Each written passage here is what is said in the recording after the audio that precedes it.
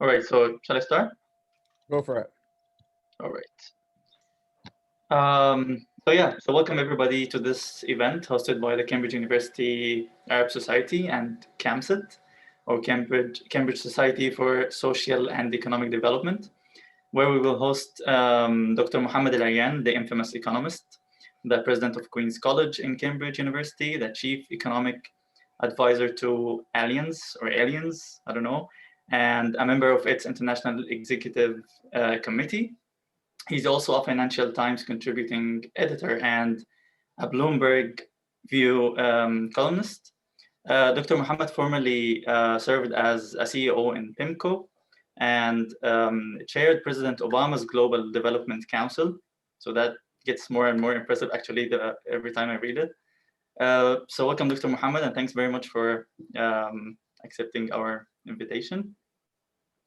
Thank you. And let me just say, it's a real pleasure and an honor to be with you. And I want to thank both the Arab Society and CAMSED for organizing this. And thank you all for taking time from your schedule. Thanks very much. Today, we're also joined by Yahya Amin and Dina Shenawi as moderators. They both are ex-Cambridge students. So Yahya holds a master's degree in economy from Cambridge, class 2016. And Dina is a fresh MPhil Master of Finance graduate, class 2020. Yahya and Dina will be moderating today's, let's say, conversation, posing different questions on different pressing topics, including questions received by the audience, either through the Google form that we announced earlier or through the chat. So at the end, we will have a Q&A session with the audience. So please raise your hands if you have questions to participate. Or if you're shy, no shame, just post your question in the chat and the moderators will pick it up and deliver it to Dr. Mohamed to answer it. Anything else? All right, so then over to you, Dina and Yahya, you take it from here. Enjoy all. Sure. Thank you, Yusuf. Also, thank you to Dr. Mohamed for joining us tonight. And thank you to the Cambridge Society for Social and Economic Development and the Arab Society. Just at the beginning, we want to clarify the format of the session. So we've categorized our questions into different topics. We're going to start with each topic. We're going to pose maybe one or two questions to Dr. Mohamed. And then at the end of each topic, we're going to ask the audience if they have any questions to Dr. Mohamed on that specific topic. We'll give the floor if there are any questions. If there aren't, we're going to move on to the next topic. But we'll also make sure that at the end we leave around 15 to 20 minutes for an open discussion about whichever topic the audience wants to discuss. I don't think I need to introduce Dr. Mohamed. Dr. Mohamed, to the world, is known as one of the leading figures in the economic and financial world. I say to the world because to us and to many Arab parents, he's that guy that your parents want you to imitate. Ya Rabbi shufak zay Mohamed El-Erian is a sentence that I've heard so many times. I'm sure many of you have heard as well. To those non-Arabic speakers who have joined us tonight, that roughly translates into something along the lines of, I hope to see you like Mohamed El-Erian one day. So he needs no introduction, and it's an immense pleasure for us to have him tonight with us. Now, without further ado, let us start with a very predictable question, Dr. Mohamed. We want to discuss the global recovery with you. So our first question is, what is the path you envision for the global economic recovery? And how do you see the global economy playing out in 2021? Thank you. Let me just say, I smiled when you said people think that they want to be like me. If you ask my two daughters who know me well, they don't want to be anything like me. So maybe you should talk to them first, because they have an information advantage over the rest of you, and they really don't want to. In fact, they don't want to listen to me at all. It's important to know that view is not shared widely in my household. Look, I honestly believe that if you want to understand what's happening to the global economy, you've got to understand just four things. It's amazing the complexity of the global economy, yet it's going to boil down to four things this year. The first one is dispersion, very different performances. We're going to see a very wide range of economic performance coming up. A lot of it will have to do with the battle against COVID, but also there's a reality that different countries have different tools available right now, and a lot of countries have used up their resilience, particularly in the developing world. So we're going to see a very wide range of outcomes.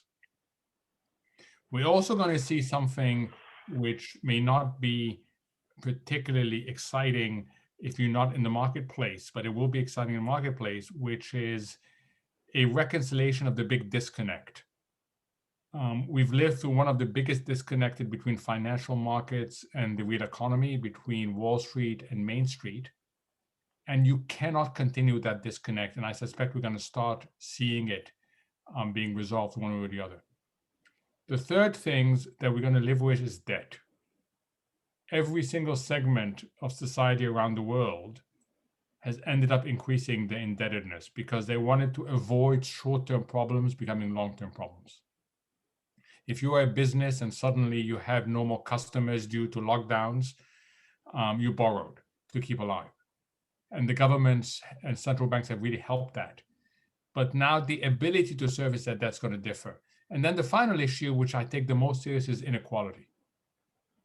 And when I talk to a population of young people, I stress that in particular, because we have seen a massive worsening of not just the inequality of income and wealth, but the inequality of opportunity. And that is something that has social consequences, has political consequences, has institutional consequences. That's really serious. COVID is a great unequalizer. And it has devastated certain segments of society, and other segments have ended up doing better off. If you had a white-collar job and you own stocks, you are wealthier and richer today than you were before COVID. If unfortunately you worked in a hotel and you had no financial assets, you've been devastated. So when you put all these things together, it is a recovering global economy, but it will recover at very different speeds. Within countries, there will be tension due to inequality. And financial markets are going to go from being very low volatility to being a lot more bumpy in this year. Okay, excellent. Thank you, Dr. Mohamed. I think you've touched on many of the issues that we want to discuss further with you. So one of them is the issue of debt. I was preparing for this. I was reading the October 2020 Global Financial Stability Report of the IMF, and they were warning policymakers that they should be mindful that they do not use available buffers today without weighing them against the possible need for further support in the future. And I think one of the articles said that policymakers might be risking building a bridge to nowhere as they attempt to build a bridge to recovery. Can you please speak to us more about the issue of debt and what that will mean in the future? How can policymakers, do the right balance? Yeah, and it's a really tricky one. And if I may, I'm going to talk about not just what to think, but how to think. One of the great things about Cambridge is that not only does it try to open our eyes to the what and the why, but also the how. And I learned that the painful way when I was a student. So the how to think is important. I think the most important tool to understand your question and more generally what's happening during COVID is game theory. And I don't want to suggest this is a game. This is not a game. We've lost millions of people. But game theory, for those who don't know it, is a tool that forces you to ask very simple questions about what situation am I in? And one of the key questions you ask, of course, you want to know who are the players? What are the strategies? Is this a cooperative or uncooperative game? There's all sorts of things you ask. But one of the really important questions you have to ask is this a one-round game or a multi-round game? We were all surprised by COVID, our initial thinking was this is a one-round game. I remember being asked in March of last year, when we'll be out of this? And I said, by the summer. And I wasn't the only one who believed that this was going to be a one-round game. Now, if you are facing a one-round game, you go all in. And the phrases that became popular, that guided policies, was all in, whatever it takes, whole of government. And I don't know a single country that didn't think that way. So you go all in, but think of a poker game. The notion of all in a poker hand is you put everything in there and then you walk away from the table. It's not that you have another hand and another hand. So we went in all in, which means that people basically wrote checks because rightly they wanted to avoid short-term problems becoming long-term problems. And then we realized somewhere in the summer that this was not a one-round game, this is a multi-round game. Now, when you're writing checks for multi-rounds, financial resilience matters. How much you have in your bank account really matters. And what we have found is that some countries understandably wrote big checks that they cannot afford, and some countries wrote big checks that they can afford. So the United States can write checks all day long. It's the issue of the reserve currency. Many developing countries cannot. So what you quoted there is the IMF sort of telling people, think in terms of multi-rounds, think in terms of scenario analyses, and you may need your dry powder later on. And that is a completely different mindset from the initial mindset we had when we went into this crisis. I see it with students. Most of Queen's students, understandably so, want to know, when am I coming back? And when I say, I don't know when you're coming back, I don't know when you're going to be able to do your normal things again, this is what I'm hoping, but it's not a 70 or 80% probability. They get upset because we all want certainty. And the reality is we're living in this world of unusual uncertainty, not just uncertainty, but unusual uncertainty. Thank you, Dr. Mohamed. So basically thinking about the global economy in terms of a multi-round game is one lesson maybe of the pandemic.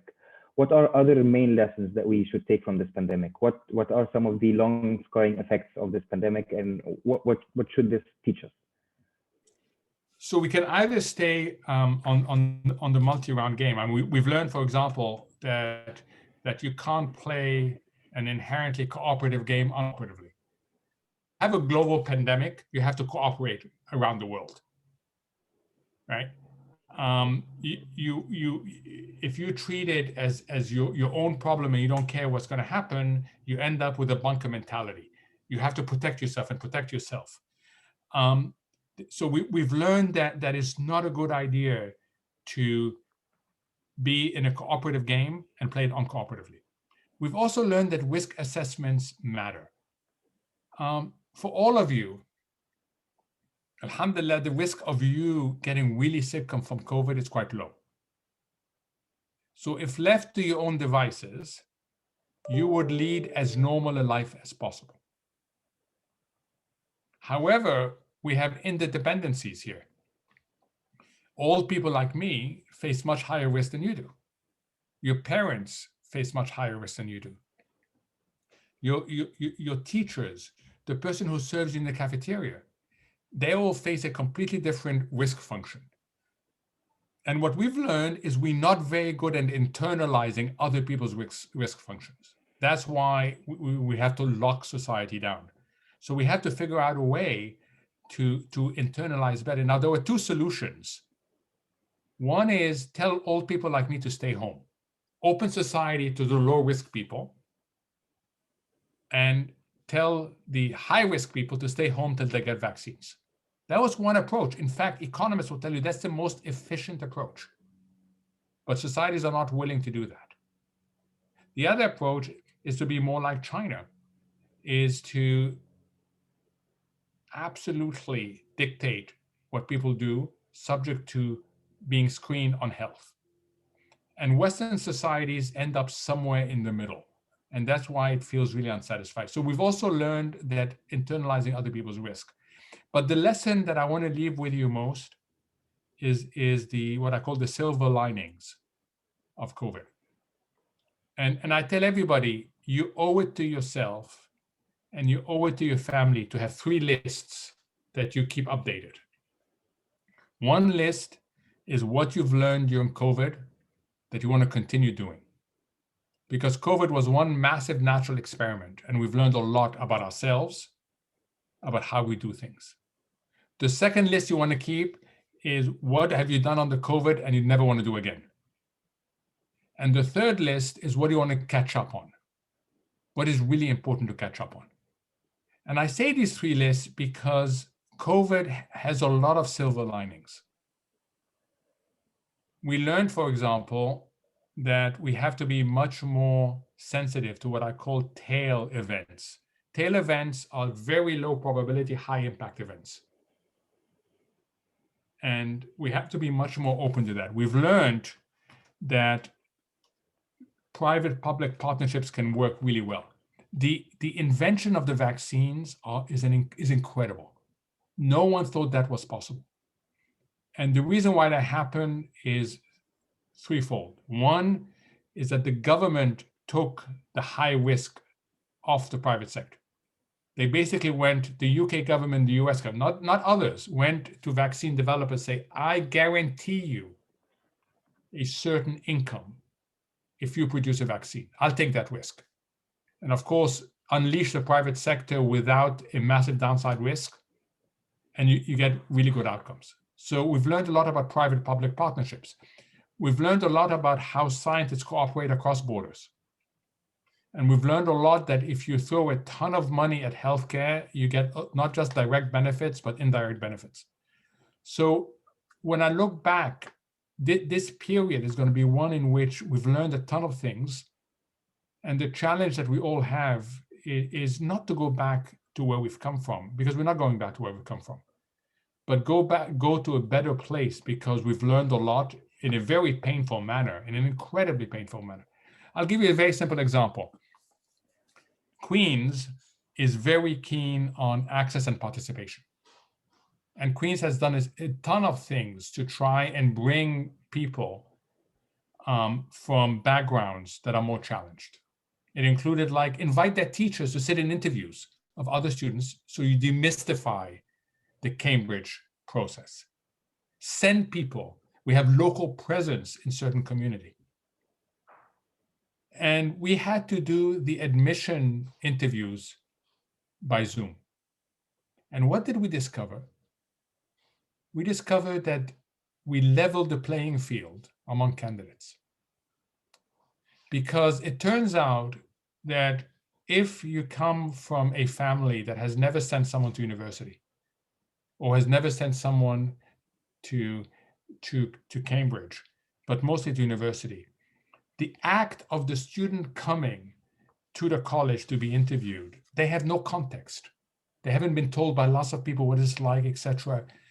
And they do less well in interviews than they do when it's a Zoom. A Zoom actually doesn't intimidate people as much as turning up in person to an environment that's alien to you, even though it shouldn't be, right? And I remember what I was like when I came up for my interviews, how intimidated I felt by the old buildings and by everything else. So we from now on, I suspect we'll do our admission interviews on Zoom because we want to have a level playing field. So there's lots of things that we've learned. And I think the challenge to us all is to make sure that we bottle it up and use it as opposed to simply discard it, as we're likely to do in this desire to go back to what it was like before. Excellent. Thank you, Dr. Mohamed. Just before moving on from this topic, just one final question around something that you touched upon. You mentioned the so-called Main Street, Wall Street disconnect, which I think in many circles remains largely unexplained. Could you please share with us some thoughts on the causes of this disconnect? Absolutely. I mean, let me tell you the simplest way of explaining it. If you are investing, one of the questions you have to ask yourself at the very end, after, is it a good idea? Do I have a good management team? Will the idea pay off? I mean, there's a whole set of questions. And then there's a question you really should ask yourself. And as you saw from the introduction, I spent 15 years in an investment management firm, and we always ask that question at the end, which is a very simple question. Who is going to buy after me? Now, having someone behind you in line buying is incredibly reassuring. First, it validates your own purchase. And if you're lucky, they buy at a higher price. Anybody who's bought a home will know that there's nothing better than the house next to you or the apartment next to you selling for more than what you bought, because they validate your purchase. So the first thing that someone buying after you does is validates your purchase. The second thing it does, it gives you the ability to have liquidity. If you then need to get out, there's someone else willing to buy what you've bought. You're not stuck in it. Now imagine I come to you and I say, the person behind you who's going to buy after you has 3 characteristics. 1, they have a printing press in the basement, an unlimited amount of money they can use to buy. 2, they are non-commercial. They are not price sensitive. They're not buying to make money. They are buying for another purpose, and they'll buy really expensive stuff. And 3, they have a massive willingness to do both. If I give you that assurance, you will go out and not just buy what you were originally going to buy, you're going to buy a hell of a lot more. That is what's happened. Central banks have basically said, rely on me. I am a predictable and ample provider of purchasing power. And they have been buying. And to give you a sense of magnitude, the balance sheet of the Federal Reserve used to be about 1 trillion. In the run-up to COVID, it grew to just over 3 trillion. Today, it's 7.5 trillion. That's a lot of money that's been used to buy assets. The more assets they buy, the more they lead other people to take risk. The more they lead other people to take risk, the more asset prices go up. And notice, at no point are people asking anymore about the fundamentals. They just want to know, is the central bank buying? That's how the markets have been conditioned. The three most important concepts that have driven this amazing rally is TINA, there is no alternative to buying stocks. 2 is FOMO, fear of missing out. If I don't buy it, someone else is going to buy it. And 3 is buy the dip. Whenever there's a dip, regardless of why you have a dip, you should buy it because the central bank is going to be buying behind you. And that's why we've had that massive disconnect. Does it make sense from the central bank's perspective? Yes, it does. Why? They want to promote economic growth. They can't build infrastructure. They can't improve fundamental issues. The only thing they can do is operate through the asset channel, meaning they force everybody to buy assets. Prices go up. We get our investment account. We open it. We feel wealthier. We trigger what economists call the wealth effect. The wealthier you feel, the more likely you are to spend. We go out and spend. The more we spend, the more companies think they better invest and increase their capacity. And next thing you know, you've lifted the economy up. That's the theory. The practice, it hasn't worked. What the result is that financial assets are up here and the economy is down here. And the big question we all have to face is, how does that get resolved? Is it the economic situation improves and validates asset prices? That's the good outcome. Is it that we stay in this unusual world forever? Unlikely. Or is it that asset prices come down, overshoot the fundamentals, and drag the fundamentals down? And that's the question that people want to know. And if you're an investor right now, have the image of a surfer. You are surfing a massive wave of liquidity, and you've got to figure out when will that wave break. If you don't think it's going to break, you're going to have a lot of fun surfing it. If you think it's going to break, then you know the consequences. Excellent explanation. Thank you, Dr. Mohammed. Maybe moving on to Dina, who can maybe lead us to the next topic. Go ahead. Thank you, Yahya. Doctor, you just said we would see a wide range of outcomes in this purchase, and each country would see a different economic recovery. We want to know your views on how the major economies will fare in the near future in terms of how they come out of the pandemic and the economic measures they're taking right now for their economic recovery and how that would impact the global economy. So I want to start with the US.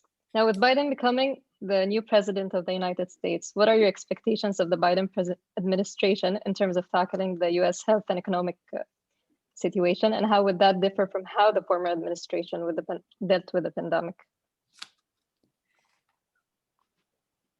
So I think we're seeing a difference in style, and we're seeing mostly a difference in content, but not as much as people would like it to be. So, style is very different. It's engaging. It is, it's not just America first. We have to work with our allies. It is much more progressive in the way they're thinking about the economy. In terms of what they're actually doing, they have embarked on the same two-track approach that the Trump administration adopted but didn't implement fully. And they have decided, just like the Trump administration, to do it in two steps. And that's a really controversial issue. The first step is aimed at relief, helping people. The second step is aimed at rebuilding. So the first step involves a $1.9 trillion package going through Congress today.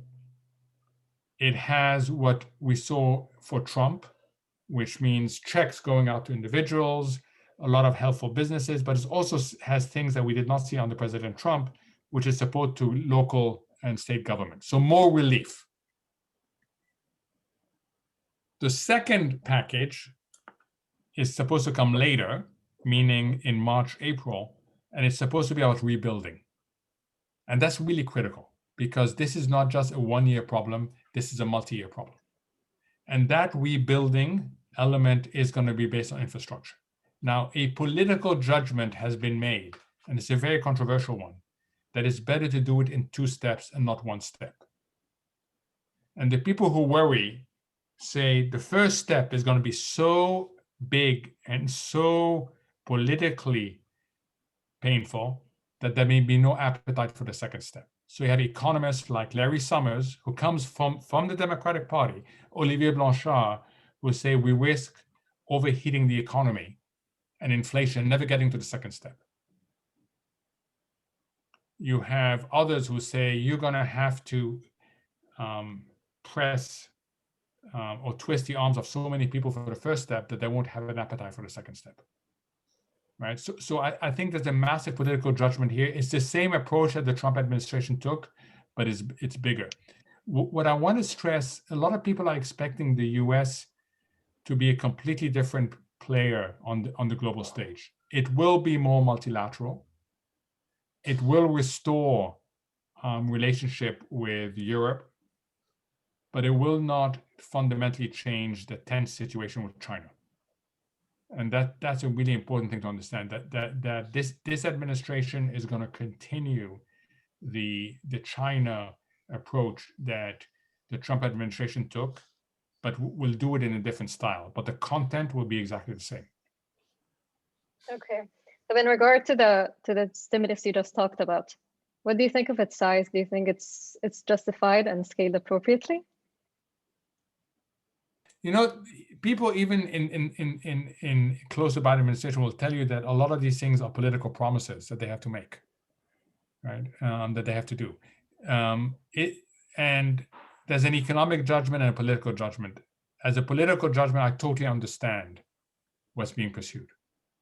As an economist, I do think that I would have much rather see the two packages collapse together and move on them at once, because I do think that sequential approach has more risks. And I do think that there's some argument for targeting the relief better, that there are people who are going to receive checks that are going to end up buying Bitcoins and doing other things, like we saw the first two times. and you could focus it better. But I understand political realities, and these promises were made, and it's important to deliver on these promises. Okay. So moving to China, you're just like talked about China. I have one question about it. So it was the first country to go into the crisis, and it was the first one to get out of the crisis because of its regime and everything. But what about the economic rebound it saw? What were the reasons for that? So the rebound is actually very, very impressive. Just to give you numbers, I'm sure you're all familiar with that. And I'm getting old, so I may forget them. But the UK contracted by 9.9%, call it 10% last year. Europe contracted by 6 or 7%. The US contracted by 3 to 4%. So these major areas of the world that are global locomotives all contracted. China expanded. China expanded by, I think, 2.5%. That is an incredible performance. And I view China as sort of everybody got hit by COVID. And because they got hit first, as you said, Dina, and because they had more ability to move quickly, and I'll explain why in a minute, they sprinted ahead. And it's impressive. I expect that sprint is going to continue. So if you are asking me, what does it look like in 2021? It's going to be China still sprinting fastest, US up and sprinting, Europe slowly getting out of a double dip recession, which the other two are going to avoid, and starting to sprint. So that's what it's going to look like. The marathon is very different. Okay, if this was a 1-year sprint, then or 2-year sprint, 2020 and 2021, then China wins. If it's a 5-year sprint, it's not clear to me at all, because China is going to have to deal with a very different economy, an economy that provides headwinds, not tailwinds. And I just want to end. The reason why China came out first is not because they got it first, but they have fewer more degrees of freedom. I keep on saying this, and many of you have heard me say it before. The mathematicians around, the scientists will know that if I give you a 3-variable equation, it's much harder to solve than a 2-variable equation. Most of the world deals with a 3-variable equation. Cambridge colleges deal with the 3-variable equations. We want to maintain health, community health. We want to restore as much as possible normal economic interaction, and we want to respect your personal freedoms. That's a really hard equation to solve. And the result of that is you end up going all over the place. You shut down, you open, you shut down, you open, because it's very difficult to solve all three. And as I said earlier, the big advantage of China is that the policymakers have a 2-variable equation: public health and economic and social interactions. They don't have to worry about personal freedoms. And that means that their ability to bounce back is faster. Now, would I give up my personal freedom for that? No, I wouldn't. Okay, I really wouldn't. I think you lose too much, but it does give you an ability to bounce back quicker. But the jury is still out as to what happens beyond 2020 and 2021. Okay. And how about the UK with an already weaker economy because of Brexit? And like you just said, it contracted like almost 10%, the contraction that it faced. But how do you see the UK economy coming out of the crisis, tackling both the costs of the Brexit and COVID? So I think it's absolutely incredible that the UK has already vaccinated almost 40% of its population. It is incredible. Okay, it is just historic that they've been able to do that. And I'm right now talking to you from California. I cannot tell you how much of a mess it is here. It's a total mess. So if it were based only on health outcomes and the ability to reopen the economy, then I would tell you the UK should be sprinting far ahead of everybody else. But the UK is an open economy. The UK is wired to interact with the rest of the world. The UK is wired on trade with the Eurozone. The UK is wired in terms of service, in particular travel, hospitality, everything else. So imagine you for a minute are Boris Johnson, and someone comes along and says to you, Prime Minister, we are this close to herd immunity. We should open up. Someone else will say, yes, yes, we should open up, but only domestically. The last thing we want is to threaten our progress by allowing people from countries that haven't gotten their act together and who are now having mutations of the virus. We don't want to threaten our own progress. So what you end up doing is opening up internally and closing up externally. You become bunker-like, fortress-like, waiting for the rest of the world to catch up. The UK is not wired for that. So while the UK will bounce back notably, it will bounce back short of potential. And we will see a little bit what New Zealand did, a little bit what Australia did, which is very severe restrictions on both travel out of the country and travel into the country. And that's because no one will want to jeopardize the amazing progress that's been made on vaccines. All right, thank you. Moving over to Yahya. Sure, thank you, Dina. Dr. Mohamed, our next topic is our developing countries in general. And I'm aware that we were supposed to open the floor for some questions, but for the sake of time, we're trying to collect our questions and then we will open for everyone else. But also for the sake of time, I'm going to ask some questions that we received prior to this session about this topic. So someone from the audience was asking, we have seen many countries use financial stimuli to invigorate their economies. Why don't we see similar moves in the Middle East? Halwa stimuli. I'm going to give you answers. Actually, we have seen similar moves in the Middle East, but to different degrees. So what Saudi Arabia has been able to do is completely different to what Sudan has been able to do. So look, the mindset is a willingness to do this. The ability differs enormously. Okay, so certain countries simply cannot do it. I can give you a whole, the obvious one simply cannot do it. And there's a handful of countries that can, and Egypt has been somewhere in the middle in all this. Always remember to differentiate between willingness and ability. Okay, and in the Middle East, the reason why you've gotten such different outcomes is not because of different willingness, it's different ability. Sure. Another question from the audience, Dr. Mohamed, diverges a bit from our discussion of COVID specifically and asks, do you think the increase of population in some Arab countries will diminish their ability to improve the living standards of the population? So in my days, I should tell you, when I applied to Cambridge, I had to sit through what was a sort of Oxbridge exam. And there was one paper that was a general paper. And the general paper would ask you questions that are really strange. Two questions stuck in my mind. The second one relates to what you just said. The first question was, you need a partner as much as a fish needs a bicycle. Discuss. Okay? I know exactly.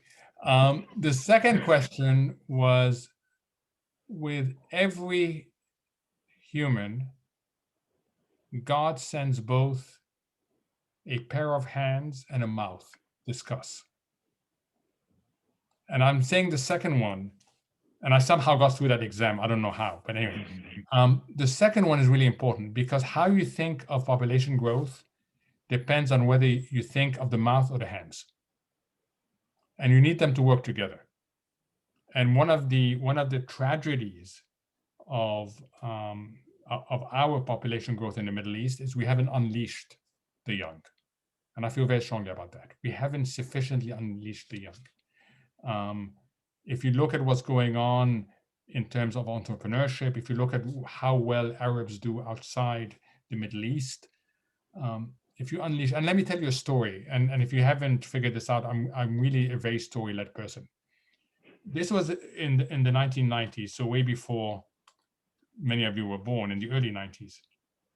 And I was at the old Cairo airport, waiting for an Egyptair flight from Cairo to New York. The flight was 7 hours late. We had been sitting in by the gate. No one ever told us when the flight was going to take place. No one wanted to leave because they didn't want the plane to leave. And you cannot imagine what it was like. Okay, and I ended up on the plane sitting next to an American businessman. And you could tell he was irritated. He didn't say a single word for the whole flight. I didn't say a single word. And then we had the perfect Egyptair landing. Perfect. You didn't feel the wheels touch the runway. And taban, people applauded and everything else. And the American person sitting next to me said, typical Egypt. So this is the 90s. He said, typical Egypt. And I looked at it, I said, pardon? He said, typical Egypt. I said, what do you mean, sir? He said, we have the perfect landing because the Egyptian pilot is left on their own. But within the system, we are 7 hours late and we don't know why we're late. And that story has stuck with me. And I often say it to ministers after ministers through generations, is if you just unleash the power of the population growth, you can do enormously. What is China worried about most today? What is most of Europe worried about? Contracting populations. Because they know the hands are really important. Productivity is really important. The ability to support an older generation is really important. We have the opposite situation where we have a lot of young people, but we're not unleashing them. And that is the tragedy of the population growth. So there's nothing inherently wrong with the population growth. It is the inability to unleash this incredible potential that you have. Thank you, Dr. Mohamed. I think we have a question from Radu. I don't know if I'm pronouncing that correctly. Maybe Shadi, can we please unmute Radu? Yeah, that's correct. Thanks a lot for picking the question, and thank you guys, and thank you Mohamed for organizing this. I'm a massive fan of Mohamed, so I'm actually very, very grateful for this event in Cambridge. So I have a question which is related to your earlier points on this divergence between Main Street and Wall Street, and I think this relates a bit to your own book and views on this central bank being the only game in town. So how do you think the landing, or what's gonna adjust? So something as you said, something has to give, because for so long we've been seeing markets soaring, and then that's caused by central banks pumping liquidity and so on. But then what's gonna happen? Are central banks now more than ever kind of how should I put it, like prisoners to the market? Because that's something which kind of emerges as stronger and stronger, especially with increased stimulus from COVID and now fiscal support kicking in. So what do you think is going to give? Is it the economy, or is it the markets that they're going to fall? So Radu, that's a great question. First, it's really important. Yes, central banks are hostage to the markets. Okay, and if you want a perfect example, Christine Lagarde, who took over the European Central Bank, right at the outset of her tenure, she said the ECB is not here to keep down Italian spreads. Within 24 hours, she had to reverse herself because the market said, really? Let me show you what it feels like. Spreads exploded, and she came back and said, no, the ECB is there to do it, okay? So yes, the central banks have become, and I can give you the example of the fourth quarter, and I can give you a ton of other examples. I'm going to talk to you while I let the dog out, because if I don't let the dog out, there's going to be a problem. Okay, sorry about that. The reality of working at home. So yes, the way you resolve it and have this image is of growth picking up and validating asset prices. That's the only way you resolve it. There are 4 ways this goes wrong. And we are seeing 2 of them play out in a small way. The way it goes really wrong if central banks say, you know what, I'm going to teach the markets a lesson and simply step away. The U-turn, the big U-turn. That's not going to happen. Central banks are terrified. And the reason why, I worked at the IMF for 15 years, and the IMF is one big central bank. And what you learn is, quote, we are in the business of solving crises, not creating them. So a central bank will never create a crisis. The second way this goes terribly wrong, if these asset prices up here start facing capital impairments, defaults, wide-scale defaults. That's not going to happen. The third way is we've started to see is a market accident. And we had 2 near accidents in the last 5 weeks. Those of you who were involved in Robinhood and were buying GameStop, you were sacrificed. You were sacrificed to avoid a market accident. Because had you continued to squeeze the shorts, you were forcing a degrossing, which means that hedge funds reduce both sides of the longs and the shorts. You were forcing that to happen. You created a 5% loss in the S&P as these hedge funds that were way overextended. Why would you short 140% of a name? Okay, way overextended, tried to get back on side, and had Robinhood not stopped people's ability to buy, the hedge funds would have been really given a huge blessing. But that came close to a market accident there because you caught the hedge funds offside. We are now getting close to a market accident with what's happening to the bond market, to yields, where the liquidity of the most liquid of all markets, US Treasuries, is being pressured. So the third way that this goes wrong, God forbid, is a big market accident. And the final way it goes wrong is that people lose trust in central banks. And that's starting the minute Powell spoke today, the chair of the Federal Reserve, the stock markets turned around, and last time before I came here, we were down 1 to 2%, simply on his words. So this is the reconciliation. It is a really tricky one because the gap is so large. So we should all hope for growth to justify that, but you should also careful. And that's why I tell people, and this is also more generally applicable in a world of unusual uncertainty. It's uncertainty cubed. It's not just uncertainty, it's uncertainty cubed. In a world of unusual uncertainty, don't ask yourself the question we love to ask ourselves: what can go well? We love asking ourselves that question. Ask yourself, what mistakes am I likely to make? And what mistake is non-recoverable? Most mistakes in life are recoverable. Some investment mistakes, some mistakes in your personal relationships are unrecoverable. And you better be very clear, because the risk of us making a mistake in an unusually uncertain world is high. We want recoverable mistakes, not unrecoverable mistakes. Thank you, Dr. Mohamed. I'm aware of time. I think we only have 10 minutes to go. So maybe we open the floor to any possible questions from our audience. So please, if you have any questions, please do raise your hand if you would like to ask your question yourself. If not, then please type it in the chat and I'll be happy to read it. In the meantime, I'd like to ask another question that we also received prior to this meeting from the audience, Dr. Mohamed, if you don't mind. So as someone we all look up to and can even to a certain extent relate to, is there any one piece of advice you would like to share with us tonight as Cambridge students?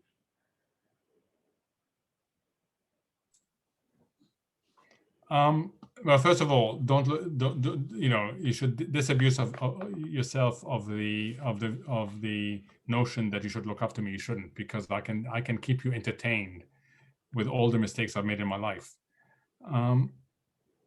Let me give you one thing. I learned the hard way about the importance of how to think, and people at Cambridge have an incredible ability to develop the ability to think, not just what to think. When I came up for that interview that I told you about, my entrance interview, my economic teacher, who had taken me under his wings at school, told me to read a book that had just come out. It had come out 7 months earlier. And he said, I don't care what you do in the interview, bring up the book. Because when you bring up the book, they're going to be so impressed that you've gone beyond the textbooks. That's going to be really good. So I prepared a wonderful monologue, perfect monologue. And off I go to my interview.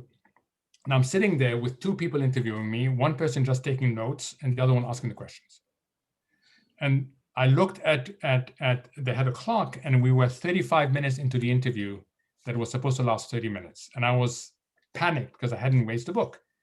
And I was asked about how would you price a ship going through the Suez Canal?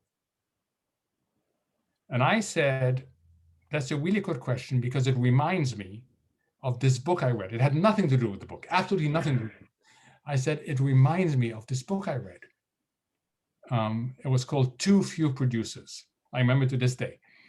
And the person taking notes smiled and put his pen down. And I should have realized that, this was a warning sign. And he said, tell us about this book.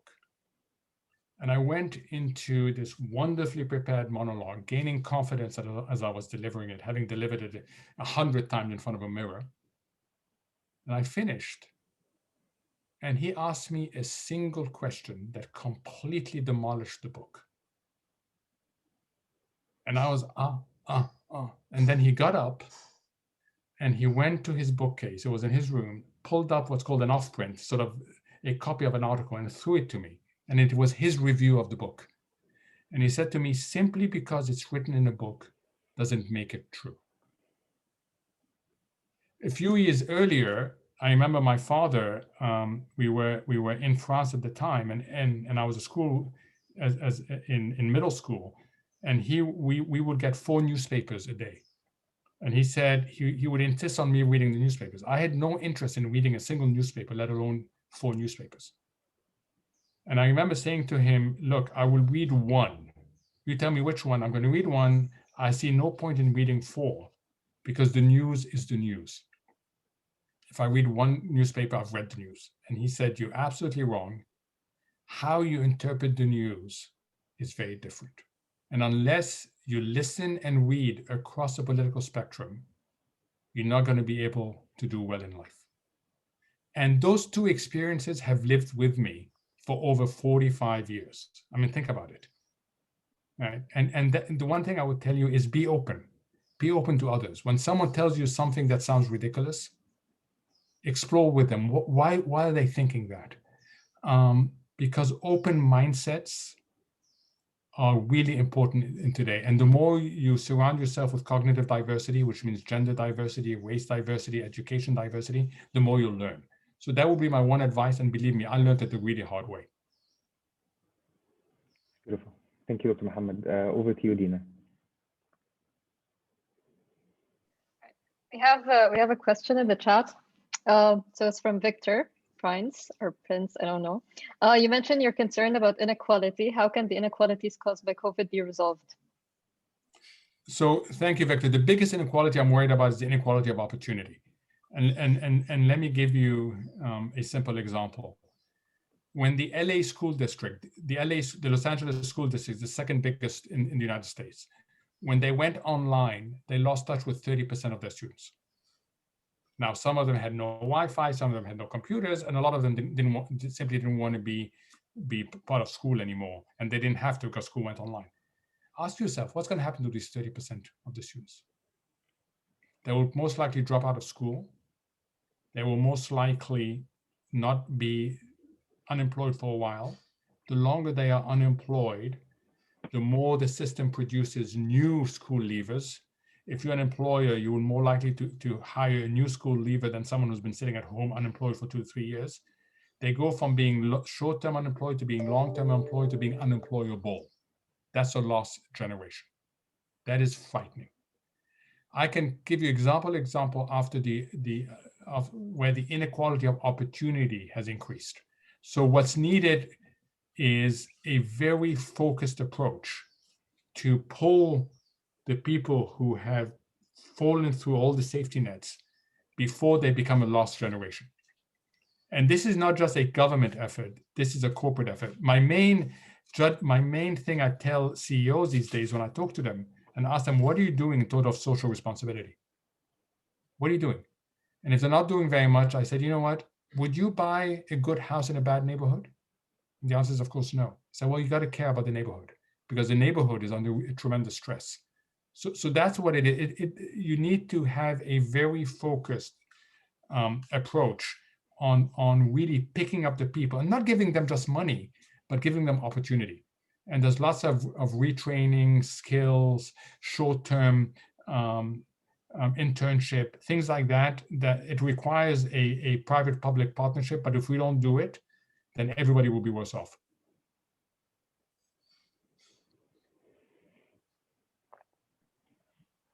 There's another question from Isra Gabal. Can we consider COVID-19 as a black swan event? It was absolutely a black swan event. It was what they call a tail event, low probability, very low probability, high impact. And that's your worst black swan event. I remember when I first heard the phrase social distancing. What? Social distancing? It would never occur to me that I can't, go to a sports game. This has taken us way, way, way out of our comfort zone, and it was a total black swan event here. Well, last question because of the interest of time. How will the wars and turbulence in the Middle East be affected by COVID, and what's the recovery from this, I guess? I honestly, I have to think about that question because that's a really important question. I haven't paid much attention to this effect, to sort of the geopolitical effect, which is really important. But I'm not the best to answer that. But can I say something else, Dina? Sure. I don't know how many of you have looked in behavioral science, but behavioral scientists who take us through various experiments tell us that if we are representative, if the 66 people on this call right now are representative, then we're going to fall into 4 categories as we come out of COVID. One is what I call the blind spot. People simply won't realize that their world is different, and they're going to go back to trying to do what they did before, and they're going to be very disappointed. The second group is what's called about the reframer. You reframe something to sound comfortable. We do it all the time. Someone criticizes you, in your mind, you immediately think, oh, no, they don't understand me, or they're wrong, or something like that, and we don't listen. The perfect example, if you want to really, really realize how bad this is, do an experiment that I was once subject to, which is go with your partner, your friend, your spouse, say, this is a safe zone. We're going to sit back to back. And for 3 minutes, you get to tell me what's wrong with me and what you don't like. And then I have to repeat exactly what I've heard. And then I get to tell you for 3 minutes and you get to repeat. And we will walk away both better off. The average person can only repeat 20 seconds of what they hear. 20 seconds. Why? Because the minute you hear something that's really uncomfortable, Mohamed, you're messy. Mohamed, you snore. I'm messy because I use the ground as my finding system, which I do. I snore. Do you think I want to snore? I don't want to snore. And next thing you know, you stop listening completely. And that's what we do. We reframe. The third way is what's called active inertia. We know we have to do something different, and we do it the same way. Think of the American tourist in Paris. That was a study. They ask a French person something in English. The French person doesn't understand English or doesn't want to understand English. They go like that. Like that. The most likely reaction of the American tourist, say the same thing in English, but louder. The active part is, I got to do something different. So they speak louder. The inertia part is they do the same. Those of you who went to the Judge Business School, I'm sure you've heard about companies, successful companies failing. IBM is a perfect example during the PC revolution on that. So the one thought I want to leave you with is it is really hard to adapt. And all of us are being forced to adapt right now. we will be subject to behavioral traps. There's nothing wrong with us. We are subject to behavioral traps. It's like the blind spot in a car. The light comes on to tell you there's someone in the blind spot. It doesn't deny your blind spot. And through a lot of communication, through a lot of meetings like this, we can help each other navigate what is a really bumpy future. But if we're able to navigate it and we're able to maintain what we've done well, we will come out of this bad shock better off, inshallah. Thank you, Dr. Mohamed. It's been a pleasure having you today. Over to Shadi and Yusuf for some final remarks, maybe. All right. So I think we're done. So thanks very much for turning up today. أنستونا وشرفتونا ونورتونا. Thanks, Dr. Mohamed, for accepting our invitation again. Thanks for freeing up some time for us. I know your schedule is really busy. So thanks very much. It's been amazing. Thanks. Thank you all very much. I really do appreciate it. Thank you for spending time today. Thank you. And at the end, I will leave the floor to Chris Melly, the co-president of CAMSED, just to give us any final remarks. Over to you, Chris. Thank you so much, and thank you to the Cambridge Arab Society, and to Shadi and Yahya and Yusuf and Dina and Dr. Mohamed for a really fantastic and wide-ranging talk. I just wanted to quickly do a plug for some CAMSED events that are coming up. So on the 22nd of April, we have Nancy Folber, one of the founders of Feminist Economics, coming to speak to us about the economics of care labor. And later on the 6th of May at 5 p.m., we have the Haitian ambassador to the United Kingdom, who's going to give a seminar to us also. And finally, please go to our website or on Facebook to take a look at our podcast, which our podcast team has done really an amazing job of putting together. And we'll keep you updated on the podcast and on some other seminars and events we have planned looking forward. But just thank you so much, Dr. Mohamed. It was really fantastic to hear you speak. Sounds like wonderful events. Thank you. Thank you very much. Thank you very much. Have a lovely evening. Bye-bye.